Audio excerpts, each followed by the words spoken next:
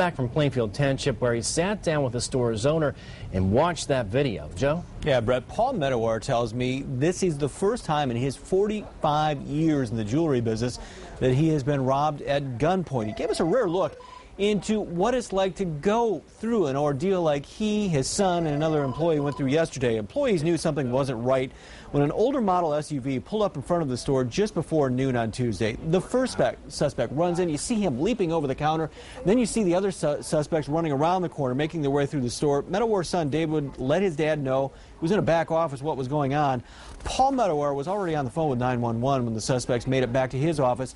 You see there they forced Medawar, the employee, and his son onto the floor, tied up that employee. The trio began grabbing merchandise out of the case here. You see it right there. It included some very expensive watches. Just when they thought their ordeal was over, the suspects maced the three victims and then hit David Medawar in the back of the head with the butt of a gun. He's okay. So we believe a lot in prayers. And I felt God's presence yesterday, actually, through the whole thing. And I had no fear. It was an amazing experience. But God gave me peace, you know, and everything was fine. More of that video now. Take a look. I guess we lost that video, but you should be able to see on that video, there it is. You see a couple of shadowy looks. You see that sheriff's car going to the back of the store.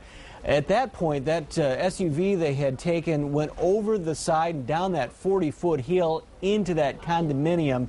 You can barely see kind of the shadow towards the back there. There you see the one of the suspects and then the vehicle itself going down. Their getaway was, again, short-lived. Sheriff's deputies were able to catch those suspects within hours after this armed robbery. They're expected to be arraigned sometime this afternoon. You can hear more of our conversation with Paul Medawar right on woodtv.com. We'll have more with him as well as more on that video.